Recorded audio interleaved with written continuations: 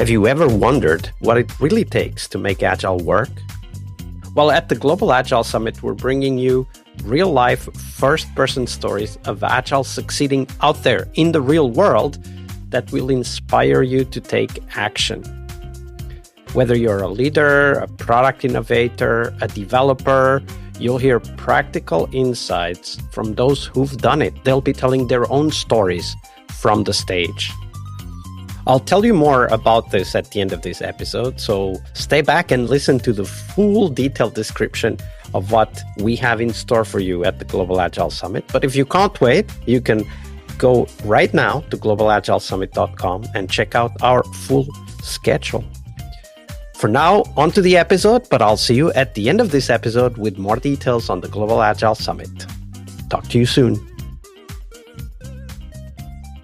Hello, everybody. Welcome to our Friday, the TGIF, and of course, Product Owner episode here on the podcast this week with Simina Fodor. Hey, Simina, welcome back. Hey, everyone. Excited to be here. And this is an exciting day for us because, of course, it's Product Owner Day here on the podcast. We'll talk about what great product owners do in a second. But before we go there, we do need to understand what are the things that also go wrong in that role. So share with us, Simina, what was potentially the worst product owner anti-pattern you've witnessed in your career? Sure. This is actually a good one. And I do have a name for the type of product owner that I'm going to share with. So I'm not going to name names just in case they're maybe watching or listening to us, but they might recognize themselves. So it was one of the experiences that I had quite a few years ago. And it was basically a product owner that had a lot of experience under their belt, but they always felt like backlog grooming was sort of like beneath them. So they had an approach, having had the experience of a project manager before with the command and control type of approach, they felt like they could issue decisions and no one would question them. And basically what they said just went. So the patterns that I've seen and the way that they basically manage the whole experience in terms of our overall sprint and planning and backlog refinements and everything is they were basically a ghost. So the product owner didn't join retros. We couldn't talk about things that went wrong or basically have a channel of providing feedback. They were the type of product owner that would issue priorities as the wind. I don't know, maybe as the sun came up and went down. There was no reason behind it, or at least they didn't share the reason and the logic behind it. They changed priorities mid-sprint without even having the possibility to discuss about trade-offs and impacts and like changing a few things. Let's remove some of the things from the sprint scope. Let's add other things. No. So they just wanted to control everything. And in the same time, it was also the product owner that wanted to have all of the updates at the very moment they needed them. So like, I'm going to send you a message in chat. I expect a response in 2 minutes or less because I'm that important. So it was an interesting type of personality because they wanted everything when they needed the information, but they weren't necessarily willing to provide anything in return. So it was a one-way type of street. That's like a perfect storm, right? Like it's all of the anti-patterns kind of combined into one: the absence, the command and control mindset, the wanting immediate response, but never really giving any response back, not sharing the why. Wow, yes. That's like the perfect product owner, but kind of in reverse. Yes, and they also had an interesting personality. So add that on top of everything else, you could basically all you could ever want in a product owner. So when you think about that kind of product owner, like if you would have to again work with a product owner like that, where would you start? What would you do to help them? Well, I would do some of the things that I did back then, including starting with workshops, trying to go through some of the agile mindset principles, some of the things that we're discussing about what's really important and trying to present them with the benefits.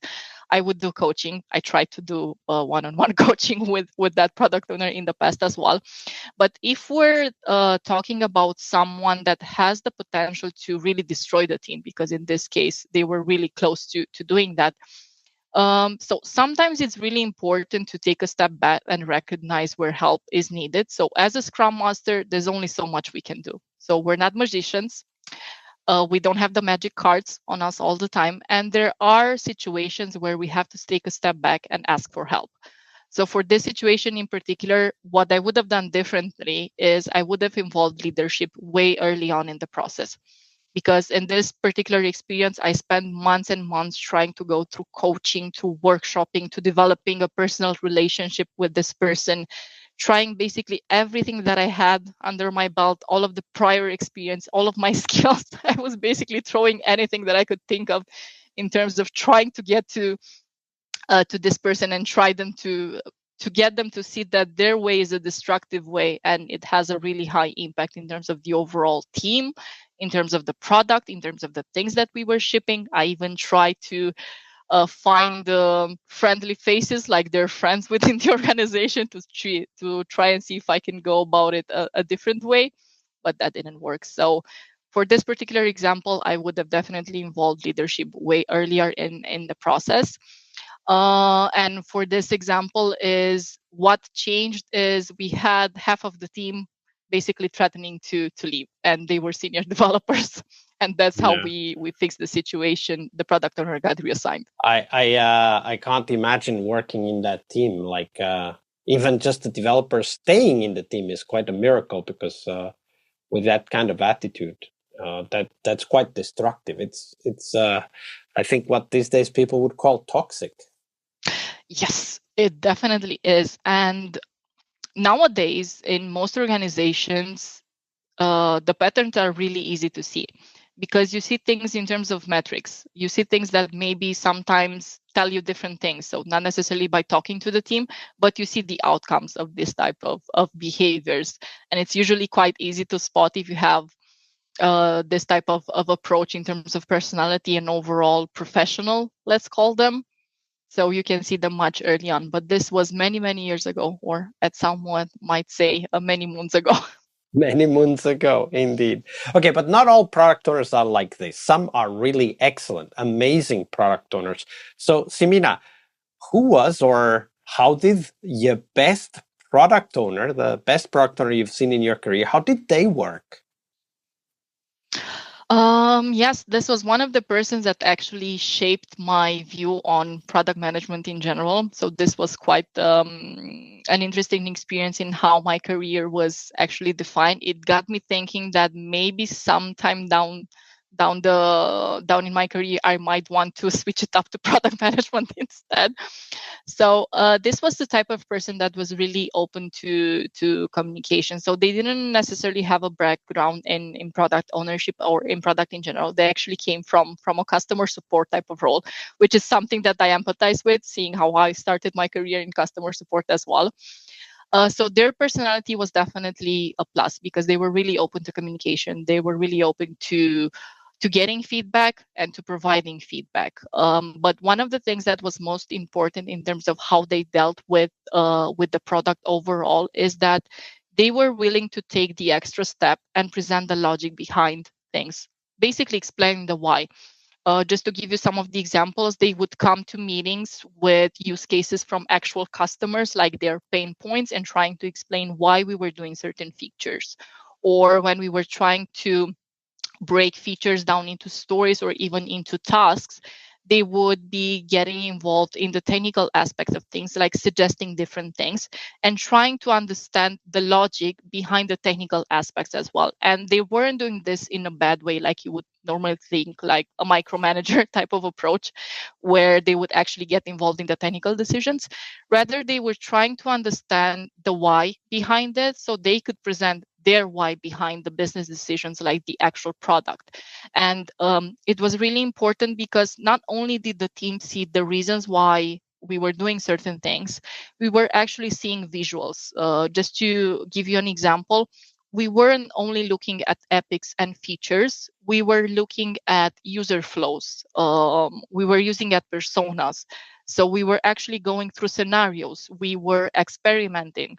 Like, what would the customer or our user feel if they were using this form or they would be going through this journey? So it was a really open type of approach, and their personality, of course, helped a lot. And they were also really supportive in terms of mentorship overall. There were certain developers from the team that expressed their interest in maybe pursuing different career opportunities, myself included at some point. So they were really open to sharing knowledge in terms of how that product works. What's ideation like? How do we do market research? What's really important in terms of prioritization, maybe certain techniques. So they were basically sharing their role and how they actually grew into the role, which not only improved their credibility, but also improved the way that the team saw them, myself included. So it was a really great experience. And that's really kind of sharing that when the PO is able to share their experience, how they're learning, when they bring in customer cases for the team, because it makes everything so much more tangible. This is really a great asset for that team because they feel involved, they feel respected. And of course, they understand the product owner's thinking, because at the end of the day, the team is implementing the product owner's thinking. If they don't understand it, they can't do it. Yep. It was a great story, and I really like the little detail that the person came from the support organization, because of course they already came with a lot of customer communication as experience, which is one of the key aspects of product ownership, being able to talk to customers, understand what they're going through, understand the problems and the challenges they're facing. Yeah, definitely. I think this was one of the things that greatly helped, and it also shaped their personality and how they become a professional in the organization, because they were already skilled in terms of communication, presentation, and stuff like that. So it definitely helped.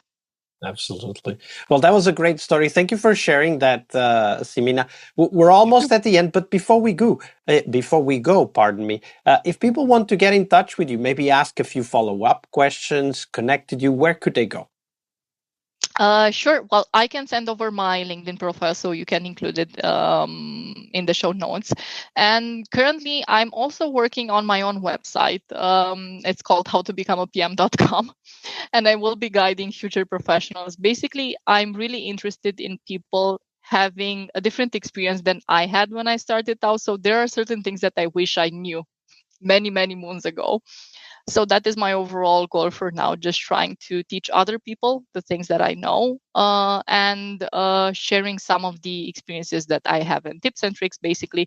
Not the things that you would find in books normally, but real practical experience. So they can find me on LinkedIn and on my own website. And howtobecomepO.com. And this is a trainer from Transylvania. Yep. So that's unique. Extra benefit, you might live longer. Extra benefit, you might live a few hundred years. Simina, it's been a pleasure. Thank you very much for being with us this week and for your generosity with your time and your knowledge. Well, my pleasure. It's definitely been an interesting experience, and I look forward to connecting with other people as well. Hey, friend, thank you for staying. Here is all you need to know about the Global Agile Summit. If you've ever suffered or know people who are suffering from agile fatigue, this event is for you. Agile fatigue is that feeling that settles in when we can't really see a light at the end of the tunnel. We get discouraged, especially when conversations revolve around the same old frameworks, the same old buzzwords and theories. We don't feel that energy anymore. Well, the Global Agile Summit is a different kind of event. We're bringing you real-life first-person stories of Agile succeeding out there in the real world that will inspire you to take action and transform the way you work. The Global Agile Summit will happen in Tallinn, Estonia, May 18th, that's the workshop day, and then 19th and 20th, the conference day.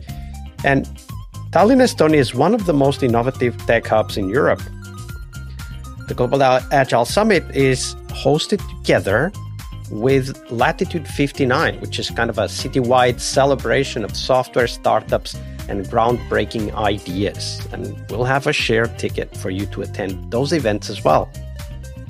So who will be speaking? Well, we've got an incredible lineup of thought leaders in software and Agile, For example, Clinton Keith, the person who literally wrote the book on game development with Scrum, and is busy bringing Agile to the world of game development. You must check his session. The very famous and well-known Jürgen Apelo, author of Management 3.0, will be talking and exploring about AI's impact on leadership. We also have Gojko Adzic, who's taking an unconventional look at the product growth with his lizard optimization keynote. Other speakers include, for example, Sven Dietz, who's challenging everything we know about software development by literally ditching contracts and estimates. Can you imagine? His teams deliver software before their competitors are even done with the contract negotiation. How agile is that? But there's more. We'll cover engineering practices in our developer track with talks on, for example, AI-assisted test-driven development, developing products in minutes with a different approach to how we develop, configure, deploy platforms, and much more. We also have a product track where we cover cutting-edge ideas around product discovery, delighting customers with product delight frameworks. We'll have a talk about that. And we also have an agile business track where we will talk about, for example, open strategy, a very agile approach to managing organizations and delivering software faster to clients, faster than you can even write a contract. Literally, I mean, I already told you about Sven Dietz's story. It's amazing. It definitely is a must-see.